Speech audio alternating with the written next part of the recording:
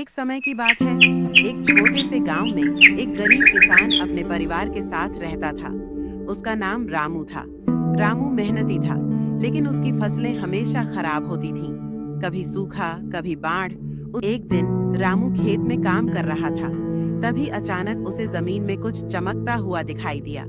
उसने खुदाई की और एक सुंदर जादुई घड़ा निकाला। घड़े की सतह पर विचित्र आकृतियां बनी हुई थीं। रामू ने सोचा कि शायद यह किसी पुरानी कथा का घड़ा है, लेकिन जैसे ही उसने घड़े को अपनी ओर खींचा, उसे एक आवाज सुनाई दी। हे किसान, मैं तुम्हारा घड़ा हूँ। मेरी शक्तियाँ अनंत हैं। जो भी तुम मुझसे मांगोगे, मैं तुम्हें दूंगा। रामू ने पहली बार ऐसा कुछ सुना था। उसकी आंखों में चमक आ गई।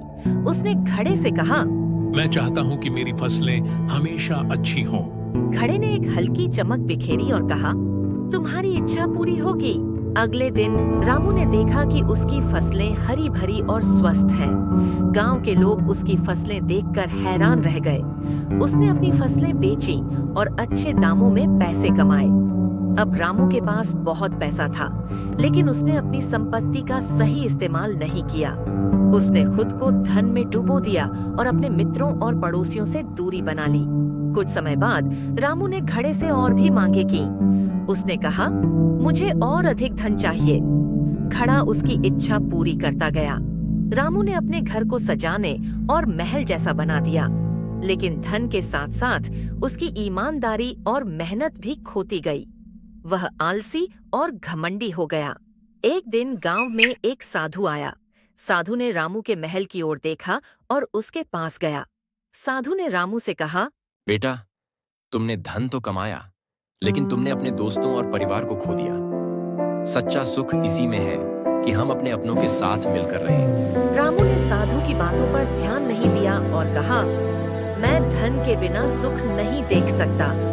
साधु ने उसकी बात सुनी और फिर कहा, धन तुम्हें खुश नहीं कर सकता। तुम अपनी इच्छाओं को पूरा करने में खो गए हो। एक बार सोचना चाहिए। साधु की बातें रामू के दिल में कहीं गहराई तक उतर गई, लेकिन उसने उन्हें अनसुना कर दिया। वह फिर से घड़े के पास गया और कहा, मुझे और अधिक धन चाहिए। घड़ा बोला, क्या तुम सच में इसे चाहते हो? याद रखो, बहुत अधिक धन बहुत अधिक दुख भी लाता है।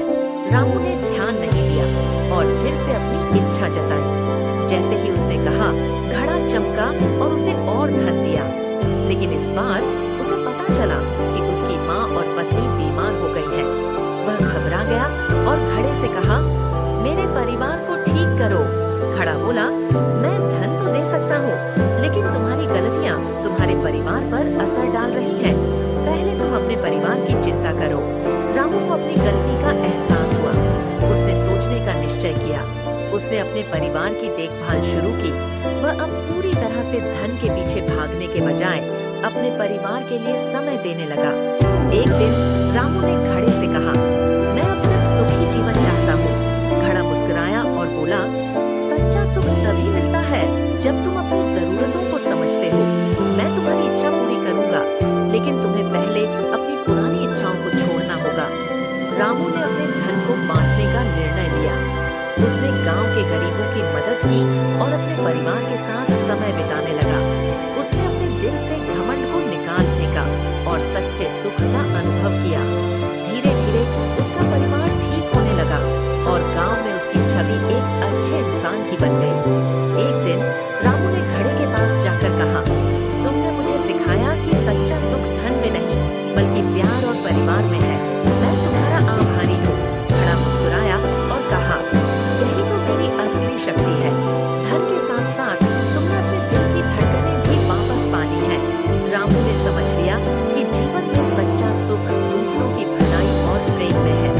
उसने जादुई घड़े को पुनः अपनी जमीन में गाड़ दिया, यह जानकर कि अब उसे और किसी चीज की जरूरत नहीं है।